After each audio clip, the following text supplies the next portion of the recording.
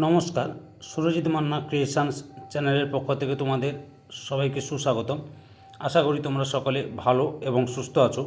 আমি তোমাদের জন্য এই ভিডিওটিতে তুলে ধরছি 2026 সালে ক্লাস 6-এর রায় ও মার্টিন প্রশ্নবিচিত্রা থেকে ফার্স্ট ইউনিট টেস্ট তথা প্রথম পর্যায়ক্রমিক মূল্যায়নের জন্য ইতিহাসের 5 নম্বর মডেল স্কুলের প্রশ্নপত্রের সেটটি সম্পূর্ণ সমাধান করছি। তার আগে তোমাদের কাছে অনুরোধ, তোমরা ভিডিওটি না টেনে পুরোটা দেখো। ভিডিওটি কেমন লাগলো কমেন্ট করে জানিও। ভিডিওটিতে লাইক দাও এবং শেয়ার করো এবং চ্যানেলে নতুন হলে চ্যানেলটিকে সাবস্ক্রাইব করে চ্যানেলের সঙ্গে যুক্ত হয়ে যাও। আলোচনা শুরু করছি 262 নম্বর পেজের 5 number model school Cooch Behar Rambola high school HS. এই স্কুলের প্রশ্নপত্রের সেটটি লক্ষ্য করো। একে দাগে সঠিক উত্তরটি নির্বাচন করো। প্রথমে রয়েছে আদিম মানুষের জীবনের প্রথম জরুরি আবিষ্কার হলো অপশান সিতে আগুন। 2 নম্বরে আদিম মানুষের মধ্যে প্রথম হাত কুঠার বানায় অপশান এতে হোমো ইরেক্টাসরা। 3 নম্বরে আদিম মানুষ কৃষিকাজ শেখে অপশান সিতে নব্য প্রস্তর যুগে। 4 নম্বরে হরপ্পা সভ্যতার বাড়ি ঘরগুলি তৈরি হতো অপশান বিতে পোড়া ইট দিয়ে। 5 নম্বরে ভারতীয় উপমহাদেশের সব থেকে পুরনো শস্য মজুদ রাখার বাড়ি পাওয়া গেছে অপশান বিতে মেহেরগড়ে। 6 নম্বরে সিন্ধু সভ্যতার সব থেকে বড় কেন্দ্র হলো অপশান এতে হরপ্পা। 2-এর দাগে নিচের প্রশ্নগুলি এক কথায় উত্তর দাও। এক রয়েছে দাবানল কাকে বলে, উত্তরটি লক্ষ্য করো, বলে দিচ্ছি। এই যে দাবানল কাকে বলে, উত্তরটি দেখো। এখান থেকে শুরু করে এতটা পর্যন্ত লিখবে। পরের প্রশ্ন রয়েছে 2 নম্বরে কিসের জন্য মানুষ যে কোনো পরিবেশের সঙ্গে নিজেদের মানিয়ে নিতে পেরেছে, অভিযোজনের জন্য। 3 নম্বরে হরপ্পা সভ্যতায় ব্রোঞ্জের নারী মূর্তি কোথায় পাওয়া গেছে, মহেঞ্জোদারোতে। 4 নম্বরে হরপ্পা সভ্যতায় বাণিজ্যে কী কী যানবাহন ব্যবহৃত হতো, নৌকা, গরুর গাড়ি, গাধা ইত্যাদি।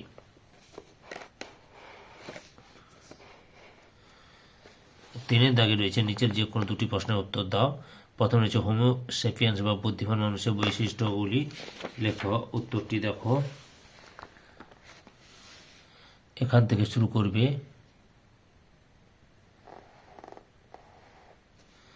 এতটা পর্যন্ত লিখবে।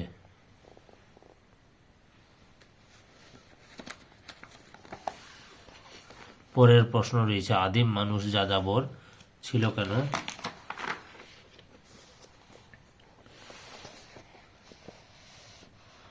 উত্তরটি লক্ষ্য করো। এখান থেকে শুরু করবে, এতটা পর্যন্ত লিখবে।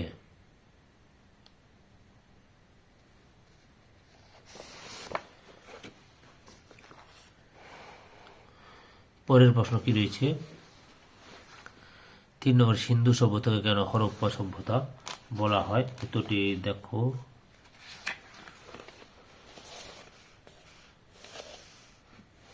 এখান থেকে শুরু করবে, এতটা পর্যন্ত লিখবে। পরের প্রশ্ন মহেঞ্জোদারো স্নানাগার সম্পর্কে লেখো, উত্তরটি লক্ষ্য করো। এই যে এখান থেকে শুরু করে এতটা পর্যন্ত লিখবে।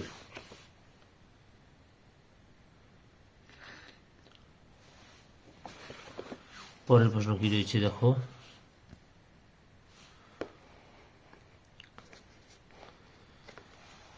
4 দাগে রয়েছে নিচের যে কোনো দুটি প্রশ্নের উত্তর দাও। প্রথমে রয়েছে পুরনো পাথরের যুগের 3টি বৈশিষ্ট্য উল্লেখ করো।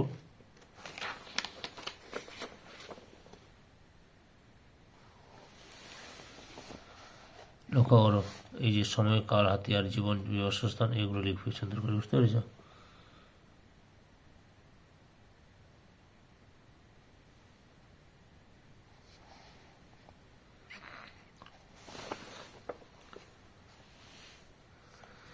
তারপরে টিকা লেখো ভীমবেটকা।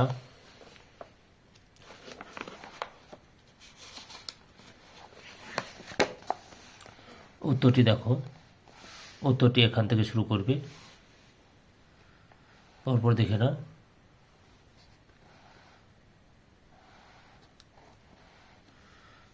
এতটা পর্যন্ত লিখবে। 3-এর দাগে রয়েছে টিকা লেখো হরপ্পা সভ্যতার সিলমোহর। এই দেখো হরপাশাবতা সিনমোহর, এখান থেকে শুরু করবে।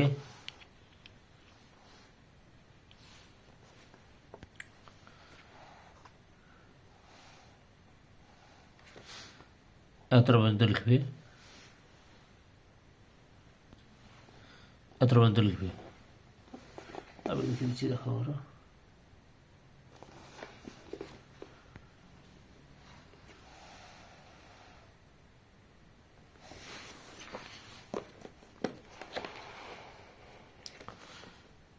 বাচ্চার দাগে রয়েছে নিচে যে কোনো দুটি প্রশ্নের উত্তর দাও। প্রথম হচ্ছে আদিম মানুষ কেন জোর বেঁধেছিল, এর ফলে তাদের কী লাভ হয়েছিল বলে তোমার মনে হয়?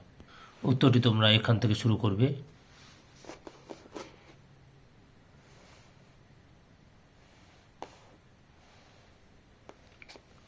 এতটা পর্যন্ত লিখবে।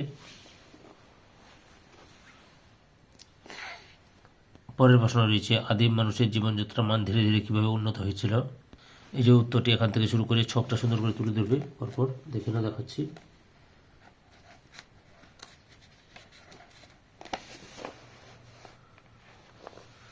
এতটা পর্যন্ত লিখবে। 3 হরপ্পা সভ্যতার নগর পরিকল্পনা কেমন ছিল? উত্তরটি লক্ষ্য করো।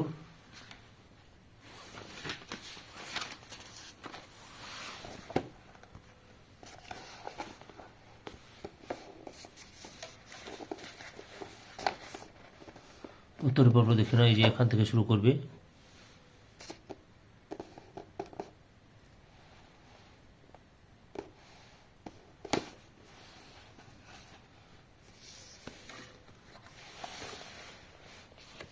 এতটা পর্যন্ত লিখবে।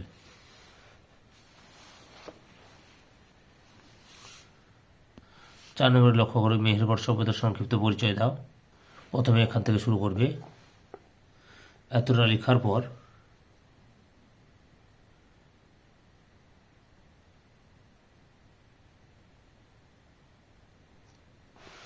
ধ্বংসের কারণটা একটু দেখে নেবে, পড়ে নিয়ে লিখে নেবে। দেখো দেখাচ্ছি। এতটা পর্যন্ত লিখবে।